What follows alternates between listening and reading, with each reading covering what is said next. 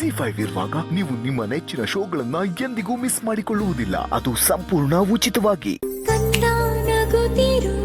ಪ್ರತಿ ಉಸಿರಲು ನಿನ್ನ ಜೊತೆಗೆ ಇರುವೆ, ಪ್ರಾಣ ಹೋದರು ಪ್ರೀತಿ ನಿಲ್ಲದು ಎಂದು ಕಾವಲಿರುವೆ. ತಾಯಿಗಿಂತ ದೇವರಿಲ್ಲ, ಮಗಳಿಗಿಂತ ಮಿಗಿಲಿಲ್ಲ, ಜನುಮದ ಈ ನಂಟಿಗೆ ಎಂದು ಸಾವೇ ಇಲ್ಲ.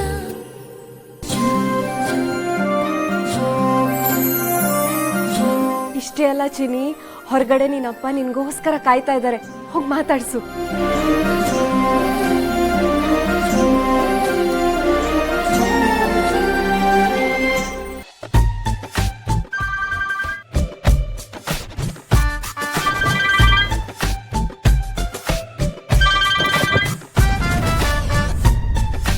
ಹಲೋ ಹಲೋ, ನಾನು ಭಾಸ್ಕರ, ಬಡ್ಡಿ ಭಾಸ್ಕರ ಮಾತಾಡ್ತಿದ್ದೀನಿ.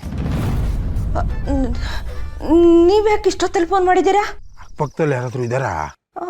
ಹ್ಞೂ, ನಮ್ಮ ಯಜಮಾನ್ರು ಇದ್ದಾರೆ. ಸ್ವಲ್ಪ ಆಚೆ ಬನ್ನಿ. ಹ್ಞೂ,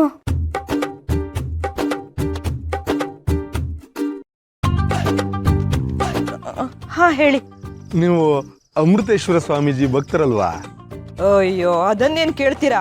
ನಾನು ಬೆಳಗ್ಗೆ ಎದ್ದ ತಕ್ಷಣ ನಮ್ಮ ಯಜಮಾನ್ರ ಮುಖಾನೇ ನೋಡಲ್ಲ, ನೇರವಾಗಿ ಹೋಗಿ ಸ್ವಾಮಿಗಳ ಫೋಟೋನೇ ನೋಡೋದು. ಒಳ್ಳೇದಾಯ್ತು ಒಳ್ಳೇದಾಯ್ತು, ಭಾಳ ಒಳ್ಳೇದಾಯ್ತು. ಈಗ ಒಂದು ಕೆಲಸ ಮಾಡಿಬಿಡಿ, ನೀವು ನೇರವಾಗಿ ಈ ಕ್ಷಣಕ್ಕೆ ಆಶ್ರಮಕ್ಕೆ ಹೊರಟು ಬಂದ್ಬಿಡಿ. ನಮ್ಮ ಗುರುಗಳು ನಿಮಗೆ ನೇರ ದರ್ಶನ ಕೊಡ್ತಾರೆ. ನನಗೆ ನೇರ ದರ್ಶನ ಕೊಡ್ತಾರಾ? ಅದು ಏಕಾಂತದಲ್ಲಿ. ಏಕಾಂತದಲ್ಲಿ ದರ್ಶನ ಕೊಡ್ತಾರಾ? ಎಷ್ಟು ಕೋಟಿ ಕೊಟ್ಟರು ಈ ಅವಕಾಶ ಸಿಗೋದಿಲ್ಲ. ನಿಮಗೆ ಪುಣ್ಯ ಅಂದ್ಕೊಳ್ಳಿ ಪ್ರಭಕ್ಕ. ಈಗಲೇ ತತ್ಕ್ಷಣಕ್ಕೆ ಹೊರಟು ಬಂದ್ಬಿಡಿ.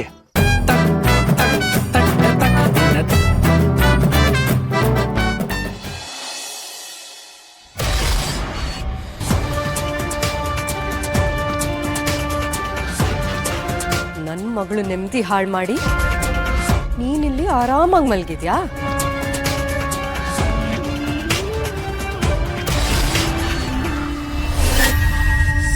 ಮಾಯಾ,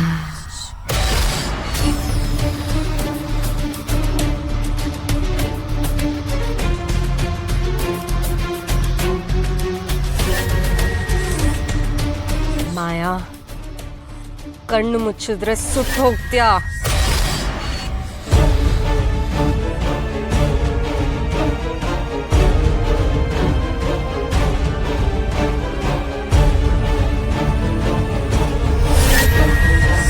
ಮಾಯಾ, ಕಣ್ಣು ಮುಚ್ಚಿದ್ರೆ ಸುಟ್ಟು ಹೋಗ್ತೀಯಾ?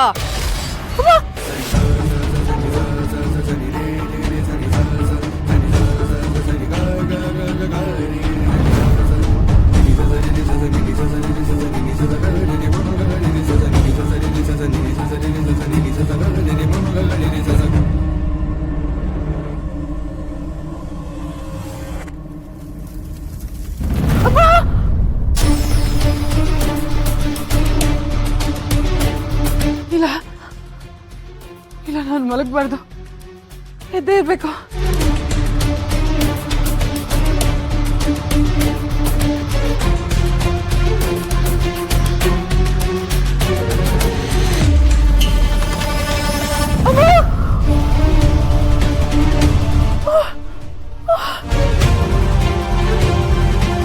ನಾನು ಮಲ್ಕೋಬಾರ್ದು.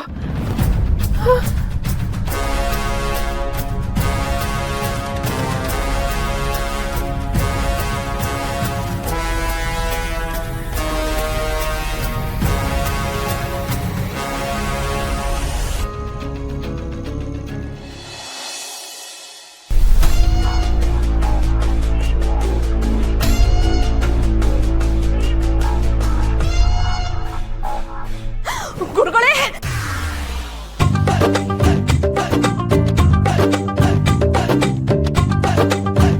ಮಲ್ಕೊಂಡ್ರೆ ಹೇಗೆ?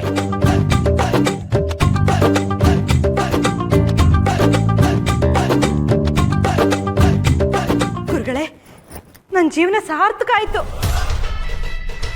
ನಮ್ಮ ದೇವ್ರ ದರ್ಶನ ಭಾಗ್ಯ ಪಡೆಯೋದಕ್ಕೆ ಸಾವಿರಾರು ಜನ ದಿನಗಟ್ಲೆ ಕ್ಯೂ ಅಲ್ಲಿ ನಿಂತು ಕಾಯ್ತಿದ್ದಾರೆ. ನಿಮ್ಮ ಅದೃಷ್ಟ ಚೆನ್ನಾಗಿದೆ ಪ್ರಭಕ್ಕ. ಗುರುಗಳು ತಮಗೆ ಆಶೀರ್ವಾದ ಮಾಡ್ತಾರಂತೆ, ಬನ್ನಿ.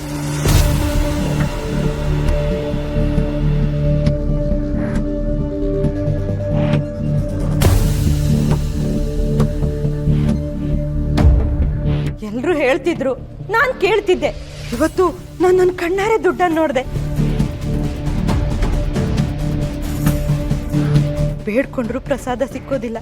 ಅಂಥದ್ರಲ್ಲಿ ಗುರುಗಳೇ, ನೀವು ನನ್ನನ್ನು ಕರೆಸಿ ಆಶೀರ್ವಾದ ಮಾಡ್ತಿದ್ದೀರಾ. ನೀವು ಪ್ರತಿಮೆ ಮಾಡಿಸಿ ನಮ್ಮನೆ ದೇವ್ರ ಕೋಣೆ ಒಳಗೆ ನಿಮ್ಮನ್ನ ದೇವ್ರು ಅಂತ ಕೂರಿಸ್ತೀನಿ. ಅದರ ಅವಶ್ಯಕತೆ ಇಲ್ಲ. ವಿಗ್ರಹದ ಹಾಗೆ ನಾನು ನಿರ್ಜೀವ ಅಲ್ಲ.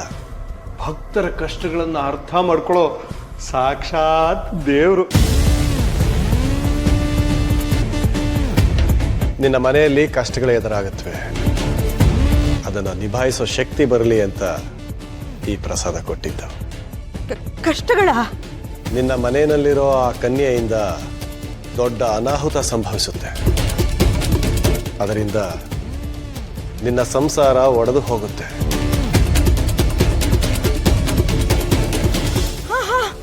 ದುರ್ಗಾ, ಗುರುಗಳೇ, ಅವಳು ಹುಟ್ಟದಾಗಿಂದ ನಮ್ಮನೇಲಿ ಯಾವುದೂ ನೆಟ್ಟಗಿಲ್ಲ. ಈಗ ಅವಳಿಂದನೇ ನಮಗೆ ಕಷ್ಟ. ಈಗ ಏನಾಗುತ್ತೆ ಗುರುಗಳೇ? ನಂಬಿಕೆ ಇಲ್ಲದೆ ಇರೋ ಕೆಲಸ ಮಾಡೋದು ದ್ರೋಹ ಬಗದ ಹಾಗೆ. ಉತ್ಸವ ನಡೆದೇ ಇರೋ ಇಷ್ಟು ವರ್ಷಗಳು ಊರು ಚೆನ್ನಾಗೇ ಇತ್ತು.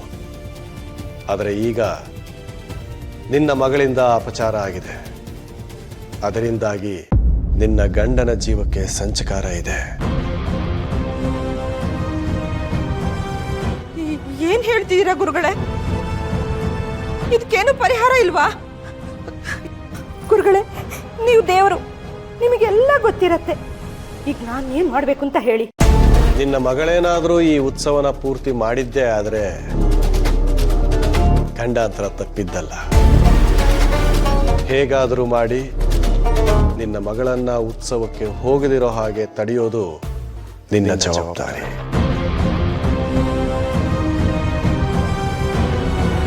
ಹಾಗಾದ್ರೆ ಮಾತ್ರ ನಿನ್ನ ಹಣೆಯಲ್ಲಿ ಕುಂಕುಮ ಉಳಿಯುತ್ತೆ.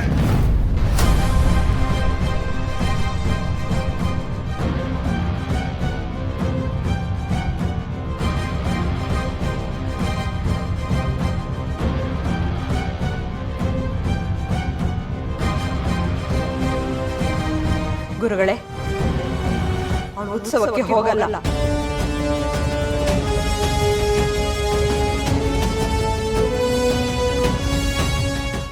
ZEE5 ಆಪ್ ಡೌನ್ಲೋಡ್ ಮಾಡಿ ಎಲ್ಲಾ ಸಂಚಿಕೆಗಳನ್ನು ಸಂಪೂರ್ಣ ಉಚಿತವಾಗಿ ನೋಡಿ.